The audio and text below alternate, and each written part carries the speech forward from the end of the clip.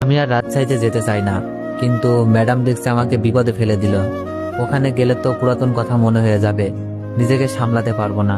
এজন্য আঙ্কেলকে মানা করতে চাইলাম, কিন্তু ম্যাডাম তা বলতে দিল না। আমাকে হাত ধরে রুমে নিয়ে আসলো।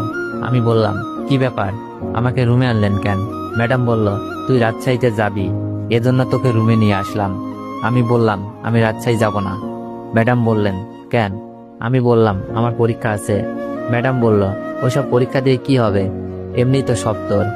আমি বললাম, ম্যাডাম ভুলে যাচ্ছেন, 1 বছর পর সব শেষ হয়ে যাবে, তখন আর আমার এসব কিছুই থাকবে না।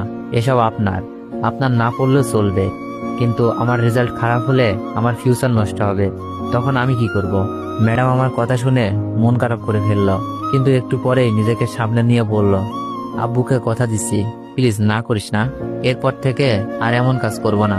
আমি বললাম, এইবারই কিন্তু শেষ, আর আমাকে দিয়ে কিছু করাতে পারবেন না। আখি ম্যাডাম বলল, আচ্ছা। আমি বললাম, আমার কয়েকটা শর্ত আছে, এগুলো মানলেই আমি রাজশাহী যাব। আখি ম্যাডাম বলল, বল শুনি, কি তোর শর্ত?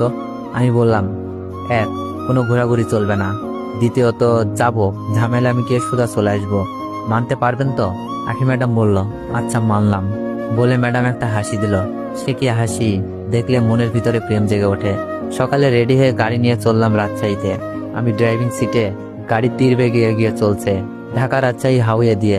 5 ঘন্টা পর রাজশাহীতে পৌঁছালাম। চিরচেনা শহর। এই 2 বছরে অনেক কিছু বদলে গেছে, কিন্তু মনে হচ্ছে সবকিছু আগের মতোই আছে। আঙ্কেলের দেওয়া ঠিকানা মতো একটা 8তলা বাসার সামনে এসে গাড়ি থামালাম। গাড়িটা বাসার আন্ডারগ্রাউন্ডে পার্কিং লটে পার্ক করে আসলাম। সিঁড়ি দিয়ে দোতলায় উঠে এলাম। পুরো দোতলাটা আঙ্কেল কিনেছে, থাকার মতো সবকিছু আছে ফ্ল্যাটটাই। আমি রুমে ঢুকলাম, ম্যাডাম আমার পিছনে এলো। সোফায় আমার ব্যাগটা ছুঁড়ে দিয়ে বিছানায় গা এলিয়ে দিলাম। পরের দিন ম্যাডামের সাথে অফিসে গেলাম। এর আগে নাকি 2বার অফিসে এসেছে। মনে পড়লো 2 বছর আগে রাস্তায় ম্যাডাম আমাকে থাপ্পড় মেরেছিল, হয়তো তখনই আসছিল। অফিসে এসে আমি বিরাট শক খেয়ে গেলাম। দেখি মামা অফিসে বসে আছে, মানে মামা এই অফিসে চাকরি করে। মামাও আমাকে দেখেছে। আমাকে দেখা মাত্রই চেয়ার ছেড়ে দিয়ে আমাকে এসে জড়িয়ে ধরলো। আমি বললাম, এ কি করছেন? মামা বলল, তুই আমাকে মাফ করে দে, আমি না বুঝে তোর উপর অনেক অত্যাচার করেছি। আমি জোরে কথাটা বললাম, কে আপনি, আর এভাবে কথা বলছেন কেন? আমার জোরে কথা শুনে রুমে প্রায় সবাই আমার দিকে তাকালো। মামা সেদিকে খেয়াল না করে আবার বলল, তোরে মারার পর থেকে নিজের ভেতর কেমন লাগছিল, কিন্তু সকালে এসে দেখি তুই রুমে নাই।